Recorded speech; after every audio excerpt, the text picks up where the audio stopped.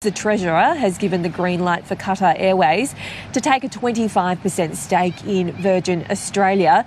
The airline's CEO, Jane Herdlicker, joins us now from Brisbane Airport. Very good morning to you, Jane. Welcome back to the program. Thank you. Good morning. Why is this good news for Australians? That's what you've called it.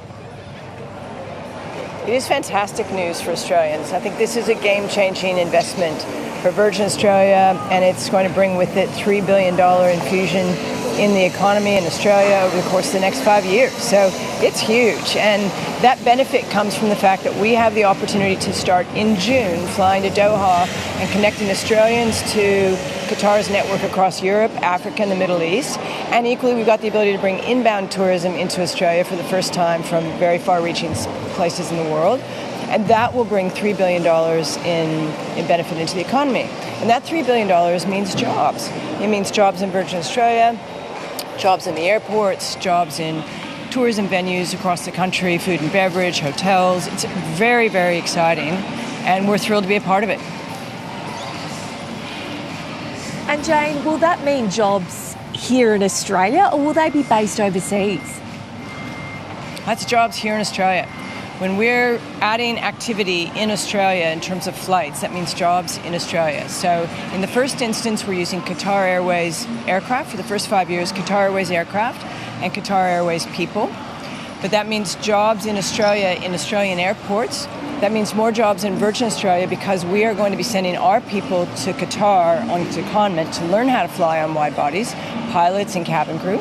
So that means we need to backfill those people in Australia. So that's at least 60 jobs in Virgin Australia before you start thinking about the additional services that we'll provide at the airports for our joint operations, and then the knock-on consequences of the inbound tourism, which will bring jobs across the country in tourism. And then it means for small, medium-sized businesses, greater opportunity for growth in getting their goods and services off our shores and into the Middle East and Europe.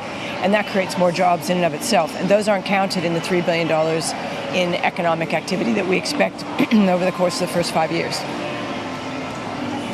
Now, obviously, the government has approved this under foreign investment rules, but what risks were there for you to assess in doing this deal? Because it will mean a foreign company owns a 25% stake in Virgin Australia.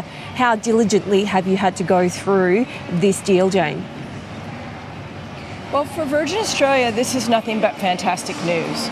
This is a partnership with the world's best airline and one of its largest. And that means for Virgin Australia, while we're big in Australia, we're small in the grand scheme of global aviation. So this means that we get to access Qatar Airways scale. So not only do we get the access to their international network and the opportunity to start flying long haul, but we also get to engage in partnership with them to do things like procurement together with our big supply chain partners, aircraft manufacturers, engine manufacturers, all of our parts, working together with airports. There's a long list of things, working on sustainable aviation fuels together. So there's a long list of things that we get to do now that we otherwise wouldn't have had the opportunity to do as an airline. And so for us as a business, strategically, this is a game changer.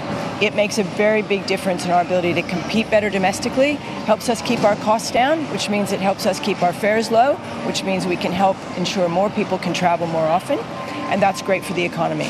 So it is nothing but good news for Virgin Australia. Our people are incredibly proud. We have 8,000 employees now. We came out of COVID with 3,500. We're today Australia's most loved airline, most trusted airline, and we've just finished booking our record first half profits for the financial year FY25. So we're doing really well, but this investment enables us to go step change for the future, and it's very, very exciting.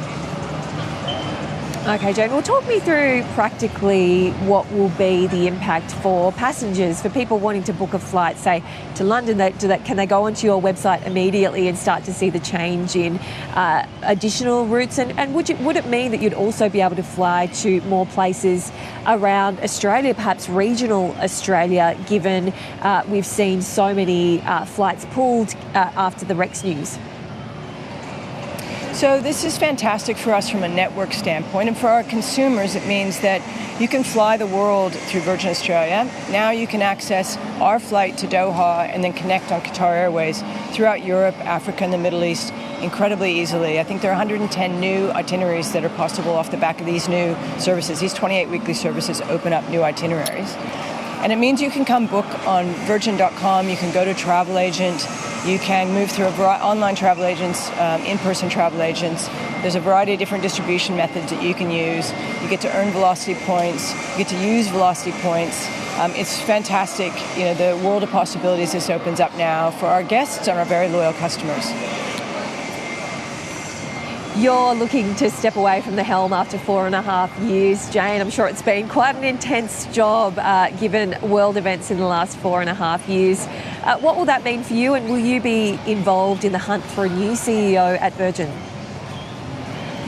Well, look, I'm incredibly proud of how much we've achieved as a team in the last 4.5 years. We've emerged, from COVID, the best version of ourselves. We're delivering record performance everywhere. We're the most on-time airline now, on top of being most loved and most trusted, and delivering record financial performance. So I'm incredibly proud. It took all 8,000 people to get us into a place where we are as strong and as united as we are. And that's enabled us to attract 25% investment from Qatar Airways. So I'm incredibly proud. I'm also really excited to take a little bit of a break. And it's the board's call on who will replace me, and we'll work that through in due course. Would you stay on if you're asked by the board, Jane, if a suitable replacement can't be found? Well, it's business as usual as far as I'm concerned. So it's the board's job to figure out who will succeed me, and it will be business as usual from my standpoint until that time.